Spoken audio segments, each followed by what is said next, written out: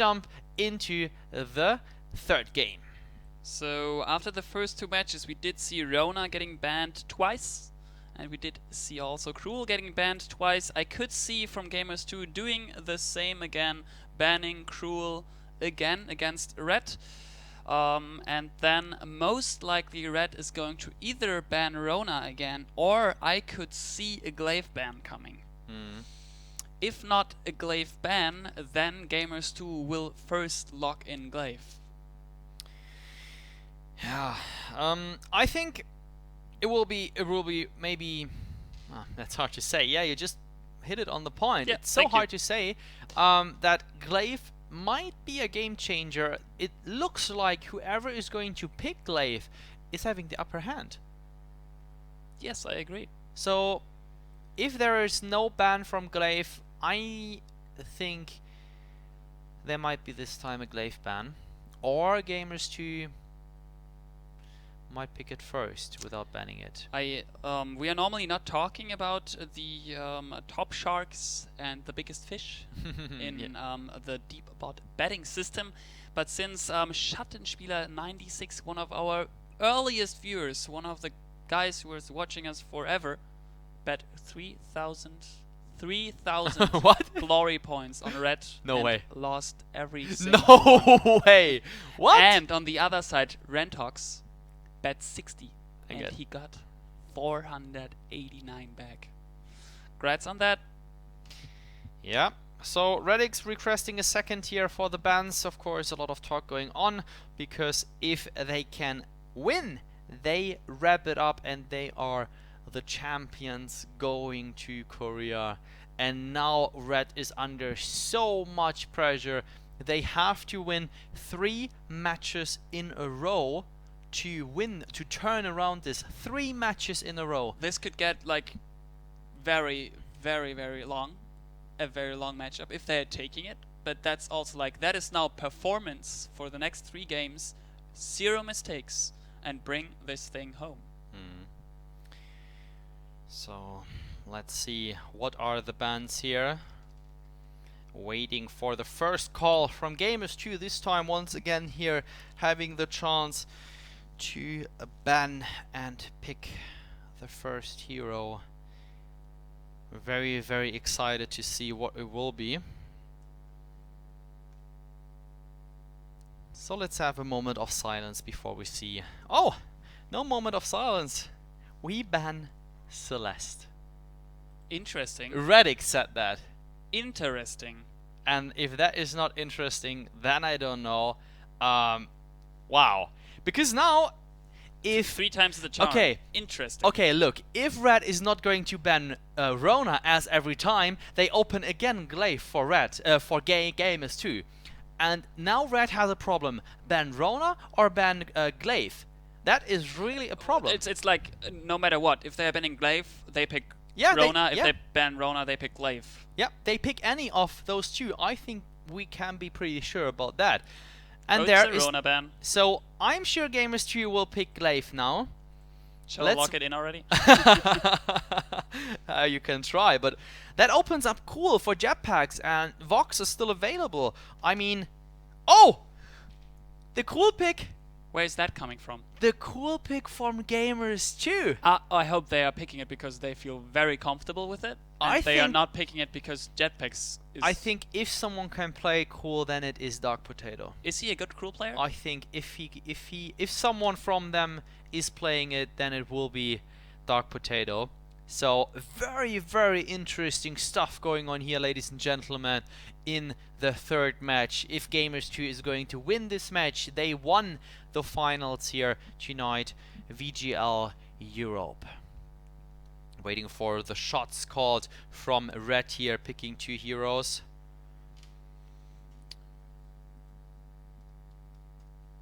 So it is apparently Tessiafe, the only player on Gamers2 playing Cruel as a favorite hero. That is our informations, at least. So interesting. You said it might be Dark Potato. He states that he's normally playing Petal and Ringo. I feel trolled with a petal in there in those informations, but still, we do have some more informations on Dark Potato. I play Vainglory since it was released for iOS in November. I was so impressed as I saw it the first time on the Apple keynote. My favorite meta was Petal Saw meta at the very beginning of the game, where you could play Petal and stutter step with Saw. My favorite team comp, which I loved, was in 1.3 Petal Glaive, Jungle Adagio, or Saw Lane. My favorite jungle partner is... Wait, what? Dark Potato? He's his own favorite jungle partner. Okay, I think he misunderstood something. Okay, never mind. If that is, I mean, hashtag I love me, right? 21 years old, over 1,000 wins, playing on an iPad Air 2. Okay, there we go. Picks are here. Oh, tell me. Yes, Glaive and Nice. Scarf. That is going to be difficult, dear Gamers2. So Glaive and Scarf, that's interesting. I mean, it was 80-90%. We could be sure that Glaive was getting picked here, and Scarf is interesting. So Gamers2 now with the option here, maybe picking Catherine this time, depending on how comfortable they feel with Catherine over Arden. And Scarf is picked, meaning Redix, what are you going to play? Your main players, your mains are Catherine, Celeste and Scarf. They are away. Vox and Catherine is the choice of Gamers2. That is a whole different comp what we used to see from Gamers2.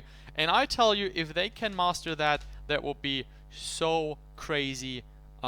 Yeah, it's just a whole different gameplay with those heroes. And Arden, last but not least, of course, here for Red, Chimaera. That is such a solid team combo for Team Red. That is such, like, so much traps, so much slow by the goops. Vanguards, speeding up Scarf, getting a gauntlet down, Scarf's ulting. On the other side, you do have, of course, the Cruel. Difficult, very difficult to bring, especially against that Scarf, because he can just snipe and poke you down before you're even close to him. If you manage to get near him, you probably should execute him quite fast, but then is the issue of Glaive taunting you just back. Oh goodness. So just waiting here for the last guy to connect and starting the match. Maybe the last one for this finals. This is just super exciting. And yeah, actually everything wow. is possible, right? Everything is possible. Everything is possible. Red is under huge pressure. They need to win 3 games in a row here to make the impossible possible and come back here in the finals. Yeah, not going to be an easy task. Meanwhile, we are loading in to the fold, and we will catch you as soon we are in.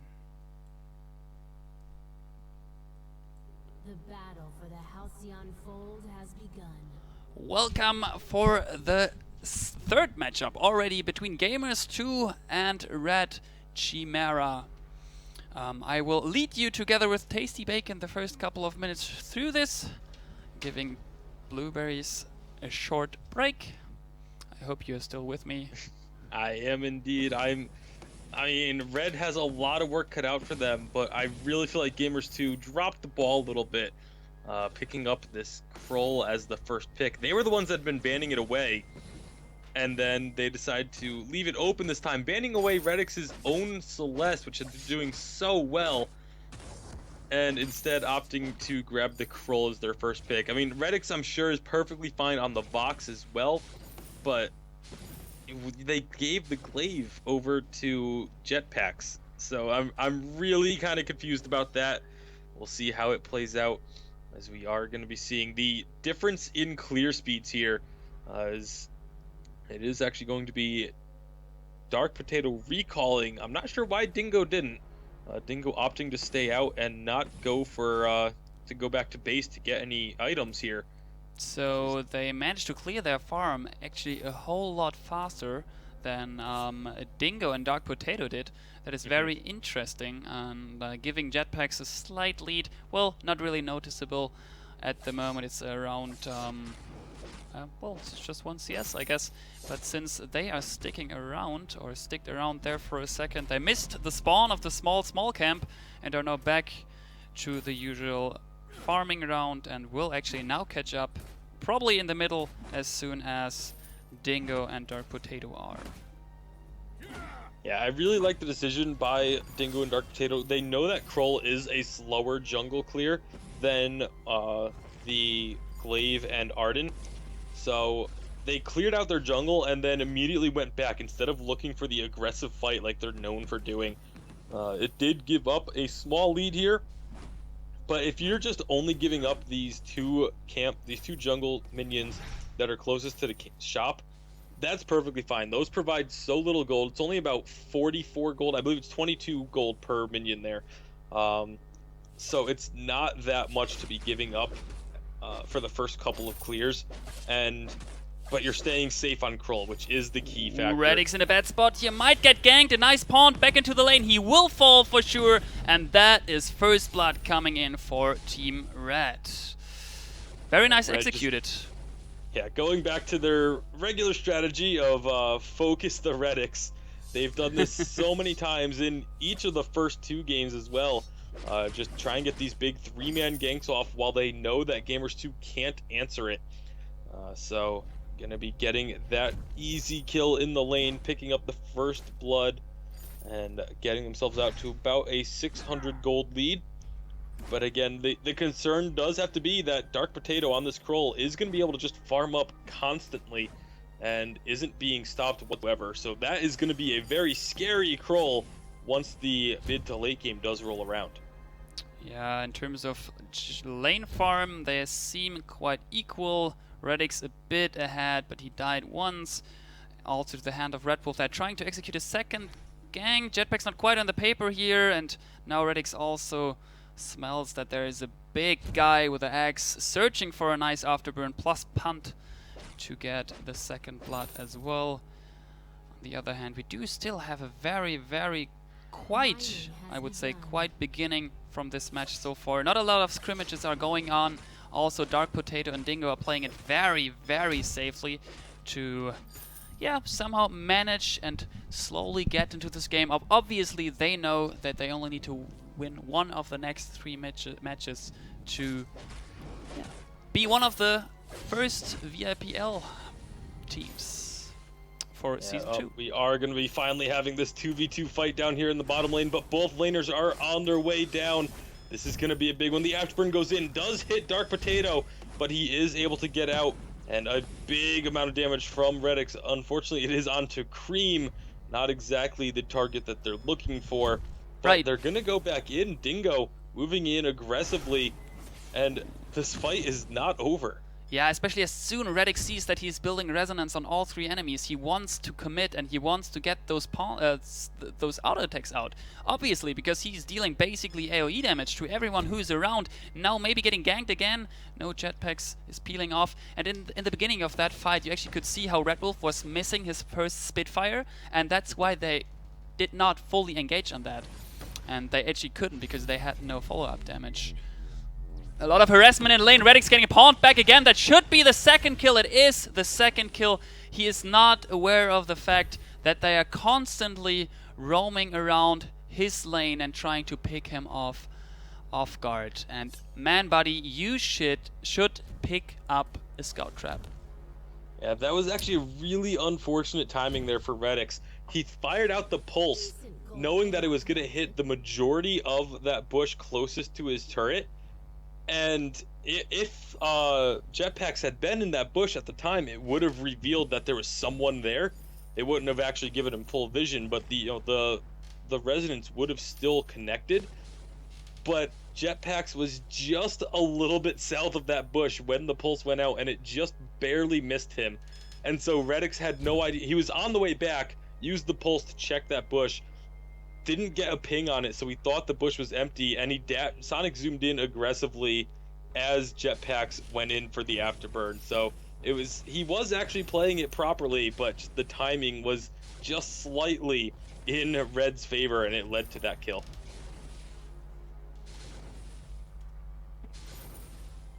So meanwhile, scout traps are sitting in that bush. They're looking for a gank now. Nice ultimate, 2 ultimates. Red Wolf should fall, he should melt, and that it is. The Spectral Smite in the end, securing the first kill for Red Wolf, for Gamers2, excuse me. It's not over though, afterburn through the whole enemy team. Gamers2 is on a blinking health bar. Scout traps are blinking as well. Radix is dodging the scout trap damage. Their cream is melting. He is not dying, he's picking up the kill, and now Jetpack's full health bars. They should be very careful. The auto attack is not going out. Dark Potato, he should fall. There it is. Another kill going on to Jetpacks in the 3-0. He is not done yet. He's using his boots. And then Emerged pursuit. He should... Yep, no chance to get Dingo. But at least the juicy backyard farm. Oh, nice. That's what a supporter should do. Stealing that last hit. Yeah, very nice job there by Dingo, but... it is the fight currently going in favor of Red Chimaera, largely because of the Glaive once again. Glaive is just such a strong pick. I'm really still confused as to why Gamers2 decided to let that one go through here.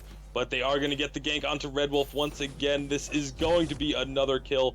So giving Red Chimaera a taste of their own medicine in putting so much gank pressure onto the lane. As now they head down into the jungle. Gonna find a scout trap there, but looking for the gold mine. Here comes Jetpacks and Cream. Yeah, Gold Miner is trying to get picked up. It's only Jetpacks and Cream around there trying to do something. Redding is falling super fast, but they should be able to get it. The wait for it is not connecting to anyone. They will get it, but now the gauntlet is dropped. They are trapped in here. I'm not sure what Jetpacks just bought down there. He's sitting on a heavy steel. He is going through to 2 members. Redix is super low. The ultimate from Cruel is connecting. Jetpack's nowhere to go and falling down. So beautifully timed. But now Dingo, he is super low. Dark Potato should be able. Spitfire is not connecting. It is connecting. Better peel off after that beautiful play. What a massive ultimate there from Dark Potato. The sword went out, it started to travel back, and he just got into position behind Jetpacks in order to get that super long stun. Of course, the stun scaling with the distance that sword travels. So by having it go all the way out and then hitting on the way back in, it was just such a long stun. Jetpacks had nowhere to go, and Dark Potato picking up his second kill of the game. Yeah, slight level advantage though, still on Jetpacks and Red Wolf. Jetpacks already sitting on level 9, and only sitting on a tension bow so far is soon to look to close off the way to the Sora plate, most likely. And no fountain yet getting picked up on either side. I believe that Dingo is on the way there to get somehow some health regen when they're sitting under Red Wolf's Spitfire attacks. There's one of them, and it's just going past through both or all 3 of Gamers2. Trying to engage here, getting a lot of poke down on Cream already. Nice silence there by Dingo, but Dark Potato getting quite low. The stacks are gone because Jetpacks just went away, and now they are just killing him off. Red Dix is on the run. The Spitfire is not connecting. Jetpacks has 1 second. The afterburn is up. There it is. Tension bow damage on top, securing the second kill in this trade-off for Team Red. Yeah, the Fountain of Renewal was used, but it just wasn't enough. Dark Potato got a little bit too aggressive there, I think. He was way ahead of the rest of his teammates and walked into both Jetpacks and Red Wolf. Uh-oh, Red Wolf. Oh, no. Oh. This doesn't look good. Red Wolf is not moving. That does unfortunately not look good at all. So let us pause this here again. I hope that he can somehow manage to rejoin, because we really don't want to decide the 3rd game with another DC by Red Wolf. And let me quickly check with their manager actually. Yeah, just quickly jumping in here. So that's pretty much a uncomfortable situation for anyone involved, not only for the player. also for Gamers2, but also for us as VGL here. Since we are live, we're doing this all live. There is nothing pre-recorded or stuff like that, and yeah, we can nothing do else than hoping and praying. And the irony of all this is, I told Red Wolf in the party chat, don't drop your internet again, and he said no, I won't. And unfortunately it happened again, so we can do nothing else than give a few minutes to Red Wolf and hope that he can swap from Wi-Fi back to 3G, finishing off that match. And that should take just a few seconds, to be honest. Reloading the match maybe 15 to 20 seconds, so let's say a minute normally should be okay if he changes the internet connection and he joined the lobby on 3G, so we know that this is kind of working. So let's see, let's give them a few seconds and then we will see about Red Wolf's connection here once again. Yeah, any thoughts so far on the gameplay so far during that third matchup between Gamers2 and R3D Chimaera? Especially, I mean, you catch not all of it. Tasty Bacon, any thoughts? I mean, it's definitely, right now, the advantage has to be given over to Red, which just makes this even more unfortunate. I mean, they have this first turret down. They have about a 3k gold lead. The Kroll is farming up rather well and would be a lot of trouble for them to deal with in the late game.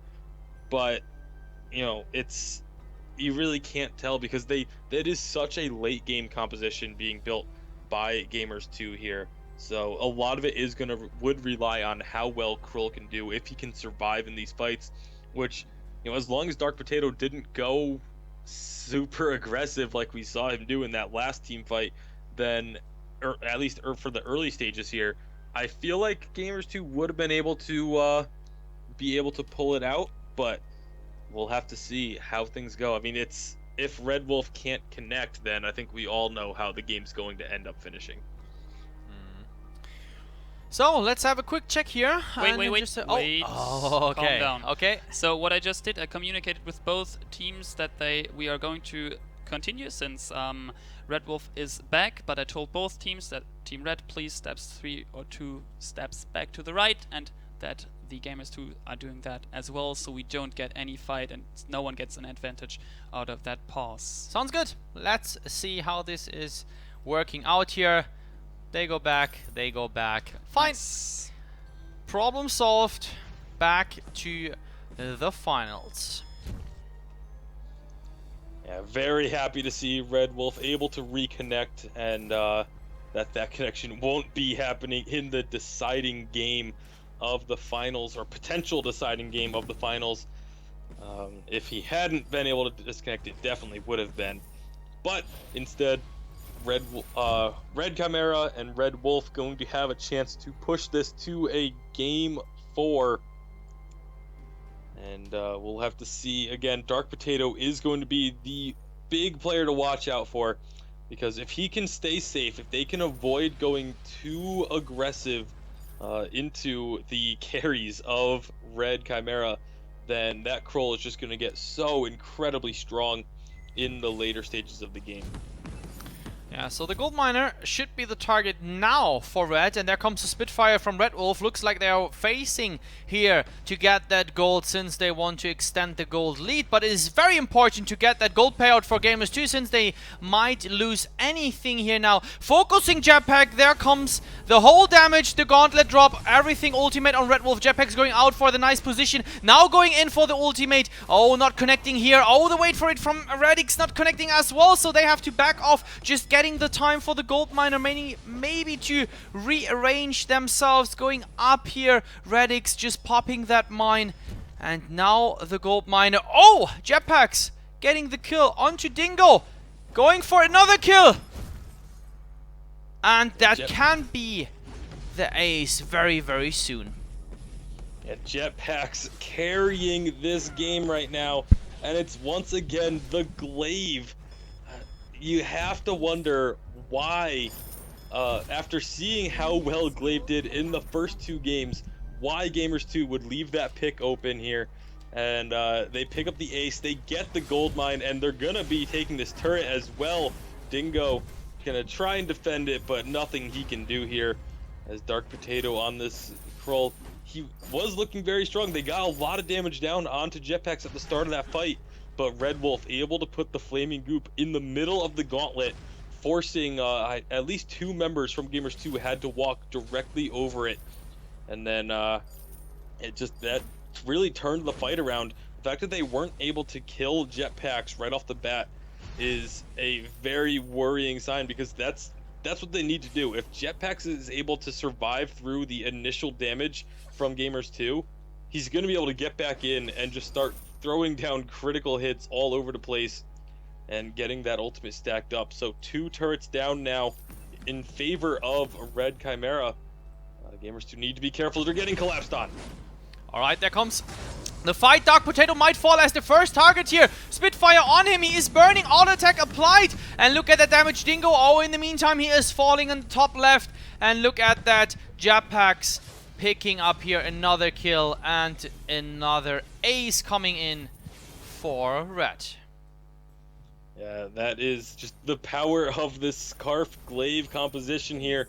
Another ace picked up. 7, almost 8,000 gold lead here for Red Chimaera. 13-3. They get the 3rd turret down, and they have another wave of minions coming in. The death timers are so short, though. We are still sub 15 minutes. And so this is going to be... I think we're going to end up seeing at least a Game 4 coming out here, because Red is just dominating Game 3 here. Yeah, I do totally agree with that. We do have also on the screen right now the player viewers votes. More likely 56% are going for Gamers2 now, and on the other side we have 47 for Red Chimaera. A bit of poke going on. The Spitfire is just connecting to Dingo. Meanwhile, gold payout went in the favor of Team Red. 154 for each member. They are on the run. Gamers2. Spitfire against hitting perfectly into Redix. This time some scouts are getting dropped as well. Jetpacks is looking for the afterburn through the wall. Is getting stunned though. Resonance is built on all 3 members of Team Red, so they are disengaging and maybe looking for the Kraken here. Yeah, this is gonna be very likely, if they get over there, this should be their Kraken. They're actually gonna pick up the minion mines as well, forcing Gamers2 to have to try and defend the lane. But they're just gonna move over to the Kraken now, starting this one up. No contest coming through. It's already 3/4 of the way captured. And Cream moving out just to make sure and try and scout out if Gamers2 was gonna come and try and steal that. But Kraken will be unleashed for Red Chimaera. With only the 2 crystal turrets remaining, they can get a lot of this. Dark Potato needs to be careful. They can see him because he's taking their minion mine, and they're going to try and collapse onto him. He will be able to get out of there, though. At least for now. There's the gauntlet being... Oh, Cream tried to jump over that tree, but didn't have the ability to do so, and so the gauntlet just gets completely wasted. This could be big, but the fight is starting up. There comes the ultimate and the stun applied. So can Gamers2 fight here the Kraken? And of course the Team Red, since they are having the upper hand, they have Glaive. It was left open. They felt comfortable picking Cool, but it doesn't turn out to be a good pick here at the moment, and this can be and should be the 2-for-1 still for Gamers2, but Red is catching up if they can close up the game here. Oh, Redix with the kill on Jetpacks. Maybe an important one. Kraken still has almost full health. This is going to be the crystal going down, and just like that, Red Chimaera pushes us into a Game 4. Great job coming back this game. I have to say, I think Glaive might finally get a ban this time.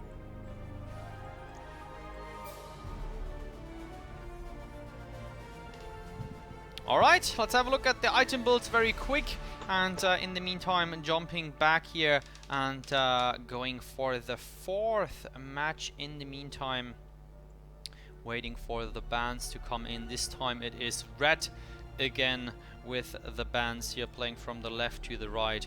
Hopefully Red Wolf not dropping the connection again.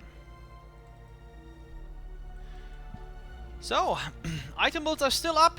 Dark Potato, yep, that's cool. I think solid item build, but in the end, Blazing Salvo, Aegis, okay-ish choices. It didn't work out, get focused a bit out here. Radix, of course, here, the pick from Red was just super smart, picking away Scarf from him, and they banned Celeste themselves. So they brought themselves in a pretty interesting spot here, and yeah, it's very interesting that this draft and ban phase and mode is offering so much potential and so much hype, and of course excitement all across the board. Cream, solid supporter, 308, that are very nice stats. Jetpacks, of course, don't need to talk about that.